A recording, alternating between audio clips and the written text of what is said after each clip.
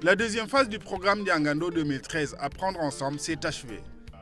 Son lancement national a réuni les membres du laboratoire de recherche sur les transformations économiques et sociales, le LARTES, les autorités éducatives, les collectivités locales, les organisations internationales et communautaires, entre autres, tout comme les partenaires du programme, chargés de faire l'enquête sur le terrain pour évaluer la qualité des apprentissages, jugés très faibles au Sénégal.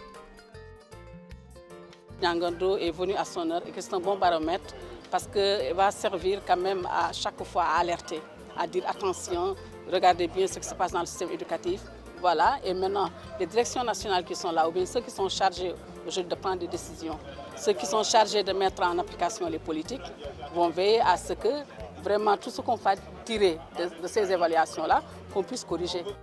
Tout d'abord, une session de formation a été déroulée pour les superviseurs et animateurs dans les 14 régions du pays.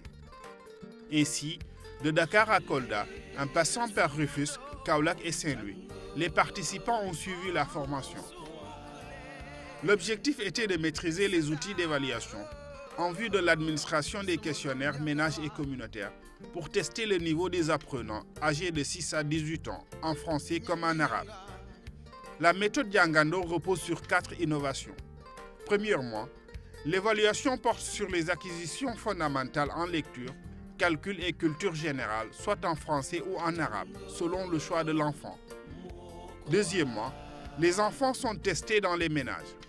Troisièmement, les tests sont élaborés sur un seuil correspondant au niveau médian, qui est la fin de la 3e année d'apprentissage. Enfin, quatrièmement, les résultats sont immédiatement partagés avec les familles et les autres acteurs de la communauté éducative pour susciter le changement en faveur de la qualité de l'éducation. C'est une bonne initiative puisque nous, parents, nous ne demandons que ça, ce qui permet à nos enfants d'être dans de meilleures conditions pour pouvoir travailler. Les enseignants, au début, c'était par vocation qu'ils entraient dans l'enseignant, mais maintenant c'est un gagne-pain. Depuis qu'il est devenu un gagne-pain, donc certains ne donnent pas le meilleur d'eux. Nous sommes acquis à l'idée que tout ce qui est bien doit se mesurer. Et tout ce qui se mesure s'améliore. Et pour la mesure, il faut des structures autonomes. Je crois que les assises devraient recommander que Diangando soit institutionnalisé. Le gouvernement devrait aussi soutenir cette action parce que ça nous permet de mesurer le système éducatif. On doit préserver l'esprit académique de Diangando, mais certainement, comme c'est un miroir de notre système éducatif, on devrait aussi soutenir son action. D'abord, il faut saluer l'initiative pour plusieurs raisons. D'abord, parce que c'est une initiative qui ne vient pas directement des autorités officielles. Deuxièmement, c'est une initiative qui répond à un besoin qui a été largement souligné dans le rapport de suivi de l'éducation pour tous, c'est-à-dire la nécessité de pouvoir mesurer les résultats scolaires, les acquis des enfants et des jeunes, et donc ce que l'école ou l'éducation de manière plus générale apporte comme plus-value dans la vie et le travail des jeunes. Et notre pays, le Sénégal, fait partie des pays où les scores sont les plus faibles en matière d'apprentissage. Et par conséquent, pour nous, c'est un instrument important que les parents, les enseignants, les autorités officielles doivent partager pour mener un dialogue sur les politiques de qualité de l'éducation.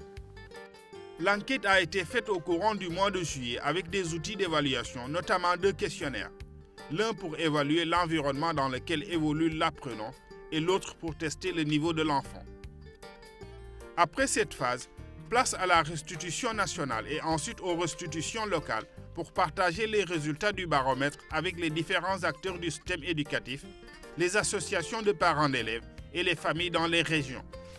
Au total, 25 restitutions locales ont été organisées.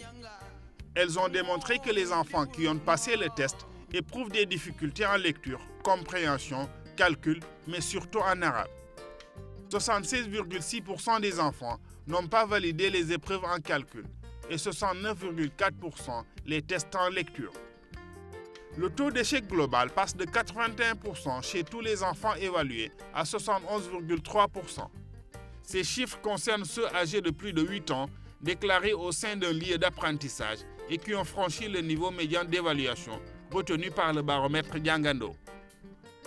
Les problèmes sont toujours là, surtout en lecture et en mathématiques. Et ces deux problèmes-là ont été retenus par le programme Djangando. Et je crois que nous sommes sur pied pour essayer en tout cas de trouver des solutions.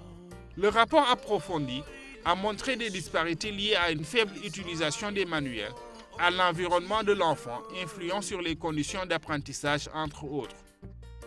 De manière générale, dans la région de Diourbel, sur l'épreuve de culture générale, 85% d'enfants réussissent l'épreuve, ce qui est très important.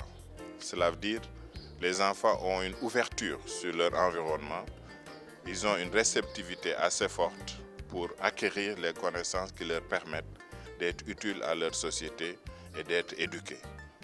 Cependant, il y a un certain nombre de faiblesses. Par exemple, en lecture-compréhension, à la fois en français comme en arabe, en calcul, à la fois en français comme en arabe, les résultats sont très faibles. L'évaluation en arabe a révélé d'abord la participation des enfants qui sont enquêtés en arabe, c'est-à-dire 15% des enfants ont choisi d'être testés en arabe. Donc c'est un pourcentage un peu important par rapport à l'évaluation. Mais aussi l'enquête a révélé que le taux d'échec en arabe est plus élevé que le taux d'échec en français. Les experts appellent les acteurs, la société civile et l'État à apporter des changements pour une meilleure prise en charge de la qualité des apprentissages. Au vu malheureusement de ce taux d'échec assez élevé sur presque toutes les disciplines qui ont été administrées, il y a encore lieu de se poser des questions. Et je pense que comme le programme l'a si bien fait, on ne fait que des tests diagnostiques. À la communauté maintenant de jouer le rôle de médecin, c'est-à-dire comment faire pour soigner le mal et l'éradiquer vraiment à la racine. Ce qui compte, c'est l'encadrement, le suivi à la maison des parents. L'enfant a besoin d'être suivi où qu'il est. Le programme Djangando est déjà un moyen d'alerte. Parce que pour chercher à trouver des solutions à un problème, il faut d'abord être conscient du problème. Et le fait que ce soit une évaluation externe, et aussi qui ne s'est pas simplement arrêté aux écoles formelles, mais qui est allé aussi bien aux enfants de la rue, aux élèves des écoles formelles, aux élèves des écoles de l'éducation non formelle, Djangando nous apporte quelque chose de nouveau. Les principales recommandations sont notamment la promotion dans les apprentissages de contenus liés à l'univers culturel des enfants, le développement des méthodes innovantes pour toutes les formes d'apprentissage et enfin l'amélioration de conditions favorables à l'environnement des apprentissages. Les initiateurs ont prôné l'engagement de tous en vue d'améliorer les performances des apprenants au Sénégal. Pour accompagner le changement au sein des communautés, Djangando anime des panels avec une diversité d'acteurs issus du formel comme du non formel de l'enseignement en français et en arabe. L'objectif est de proposer des approches innovantes fondées sur le vécu, l'environnement physique et les valeurs. Il s'agit également d'élaborer des référentiels d'apprentissage plus adaptés à l'univers culturel et aux logiques de pensée propres au milieu. Une activité comme celle-ci va nous permettre d'avoir une radioscopie précise de notre système d'enseignement, identifier les difficultés, les opportunités et faire des suggestions aux autorités. Le ministère de l'Éducation va suivre attentivement ces résultats qui ressortent de l'enquête de base et nous essaierons de voir avec les chercheurs comment, avec les inspecteurs de l'éducation et de la formation, les IA, mettre en application les réformes qui s'imposent pour améliorer substantiellement la qualité des enseignements apprentissages. Lancé officiellement en mai 2012 à Rufisque, 30 km de Dakar, ce programme est appuyé par la fondation américaine Hewlett. Inspiré d'une expérience menée en Inde, Jangando est une évaluation indépendante de l'éducation au Sénégal. Il vise à terme à servir de cadre de référence à l'intervention des acteurs du système éducatif national afin d'améliorer la qualité de l'enseignement et d'accroître l'offre d'éducation de base chez les jeunes apprenants âgés de 6 à 18 ans. Jangando, ce qu'il fait d'abord, c'est un diagnostic sans complaisance. Sans complaisance parce que c'est une équipe pluridisciplinaire, des universitaires de haut niveau, des économistes, des sociologues, des spécialistes de la communication, qui interagissent avec des experts de l'éducation, avec des acteurs de la société civile, avec les ménages, avec les collectivités locales, avec les politiques. Donc ce diagnostic est fait avec tous ces acteurs, avec une expertise avérée. Et ce diagnostic permet d'identifier les facteurs explicatifs aussi du niveau des élèves dans les différentes disciplines ou dans les disciplines fondamentales. Avec un diagnostic bien fait, avec une identification du niveau des élèves et en déterminant les facteurs explicatifs, je crois que ça permet d'avoir une prise de conscience de plusieurs acteurs au sujet de la question de la qualité de l'éducation. Les résultats des enquêtes de la deuxième phase du programme Jangando 2013, menées auprès de 5000 ménages, ont permis de tester 15 300 enfants dans les 14 régions du Sénégal.